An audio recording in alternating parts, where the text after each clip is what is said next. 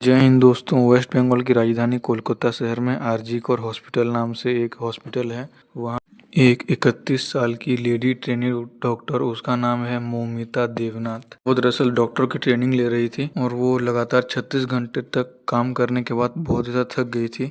और उस हॉस्पिटल में रहने के लिए भी, डॉक्टर्स के रहने के लिए भी कोई सुविधा नहीं थी, कोई घर वगैरह, कोई क्वार्टर हाउस नहीं था। तो जो डॉक्टर मौमिता थी वो दरअसल हॉस्पिटल के एक हॉल में सोती थी। हॉस्पिटल के एक हॉल में उन्होंने अपना बेड लगा रखा था और उस बेड में सोती। तो जब लगातार 36 घंटे तक काम करने के बाद वो बहुत ज़्यादा थक गई थी, तब वो अपने बेड में सोने के लिए गई। और करीब रात के 3 बजे संजय रॉय नाम का एक आदमी, दरअसल जो संजय रॉय है वो एक सिविक वॉलेंटियर है कोलकाता पुलिस डिजास्टर मैनेजमेंट में वो एक सिविक वॉलंटियर। ये जो काम होता है ये दरअसल कोई परमानेंट जॉब नहीं होता, ये कॉन्ट्रैक्ट बेसिस पे होती है।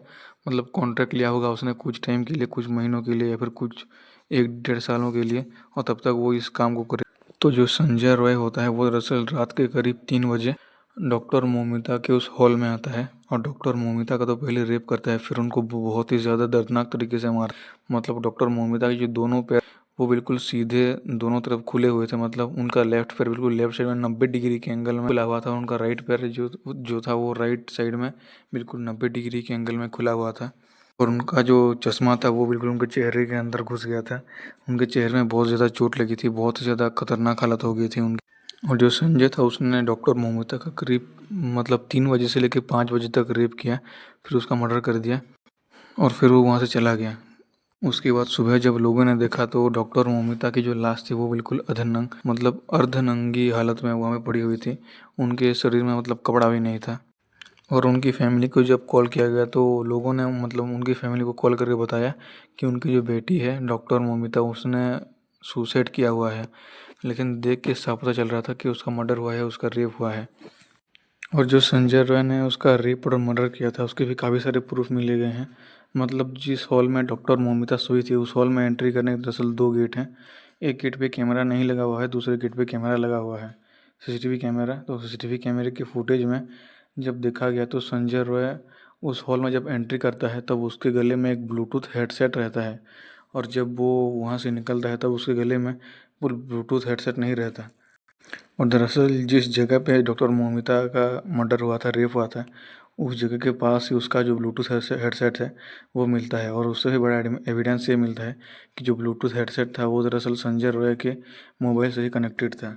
तो एक बहुत ही ज़्यादा बड़ा सबूत जो है मिल जाता है पुलिस को। और ये भी खबर मिल रही है कि हॉस्पिटल के भी और कुछ लोग जो हैं वो इस रेप केस में, इस मर्डर केस में शामिल। तो बहुत सारे लोग आंदोलन कर रहे हैं, पूरे देश में खलबली मचे हुए कि जल्द से जल्द डॉक्टर मोमिता को इंसाफ मिले, उनकी आत्मा को शांति मिले। हालांकि जहाँ तक खबर मिल रही है कि अभी जो ये केस है ये दरअसल सीबीआई के हाथ में जाने वाला है।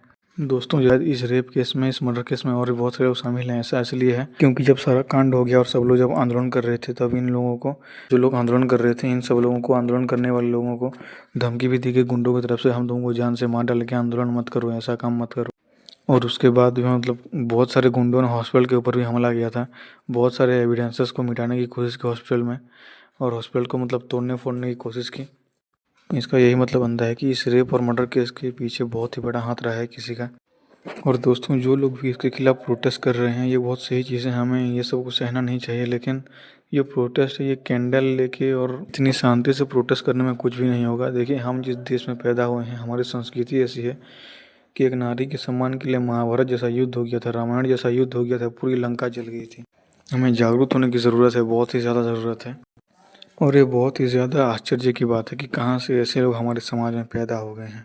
अब देखिए दोस्तों, कहीं ना कहीं एक सवाल तो ममता बनर्जी के ऊपर भी उठता है, क्योंकि ममता बनर्जी की शासनकाल में वेस्ट बंगाल में बहुत ही सारे क्राइम हुए हैं, इलीगल इमिग्रेंट्स बहुत सारे आ गए हैं, बहुत सारे रेप केसेस हुए हैं, बहुत सारे भारतीय कॉन्स्टिट्यूशन का हटाकर वहाँ पे एक सरिया कानून ही लागू हो चुका है एक तरीके से। यहाँ तक कि जो टीएमसी या तृणमूल कांग्रेस के एक सदस्य ने ये कहा है कि ये इस्लामिक रूल अलग अलग जगह में लगने वाला है वेस्ट बंगाल के, ऐसा एक खुद ही टीएमसी के एक मेंबर ने कहा है। और संदेश खाली वाला कांड तो आपको याद ही होगा। और दोस्तों, जो ममता बनर्जी दरअसल प्रोटेस्ट कर रही हैं, इस प्रोटेस्ट में दरअसल ममता बनर्जी भी शामिल हैं। ये भी एक बहुत ज़्यादा अजीब बात है, क्योंकि ममता बनर्जी जो है वो वेस्ट बंगाल की मुख्यमंत्री हैं, वहाँ के होम मिनिस्टर भी हैं, और वहाँ के हेल्थ मिनिस्टर भी ममता बनर्जी ही हैं। और उनका इतनी सारी पदवियों को संभालने के बाद जो ममता बनर्जी का काम बनता है वो है दूसरों की मांगों को पूरी करना, ना कि खुद ही आंदोलन में उतर के अपनी मांग मांगना। देखिए दोस्तों, एक इतने बड़े मंत्री के पास इतनी ताकत होती है कि वो किसी की भी मांग को पूरी कर सकता है। और उसका काम होता है दूसरे लोग जो आंदोलन कर रहे हैं, दूसरे लोग जो अपनी मांग मांग रहे हैं, दूसरे लोगों की जो मांग है उसे इतनी बड़ी पदवी वाला एक मंत्री जो है वो पूरी करेगा। उसके अब पास इतनी पावर होती है, उसका अधिकार होता है। लेकिन यहाँ पे तो अजीब ही हो रहा है। मतलब एक तरीके से 2029 में आने वाले इलेक्शन के लिए तो ममता बनर्जी अभी से कैंपेनिंग करना शुरू कर रही हैं, ये सब समझ लीजिए। तो यह एक बहुत ही ज़्यादा घटिया बात है ममता बनर्जी जैसे मुख्यमंत्री मतलब वेस्ट बंगाल के मिली हुई हैं। ये एक बहुत ही ज़्यादा शर्म की भी बात है। खैर दोस्तों, हमें तो इस बात का बहुत ज़्यादा अफसोस होना चाहिए कि ऐसे लोग हमारे समाज में पैदा हो गए हैं। मुझे बहुत ज़्यादा दुख है इस बारे में। बट ऐसे इन्फॉर्मेशन वीडियोस देखने के लिए चैनल को सब्सक्राइब कीजिए, वीडियो को लाइक कीजिए। जय हिंद, जय भारत। मिलते हैं नेक्स्ट वीडियो में।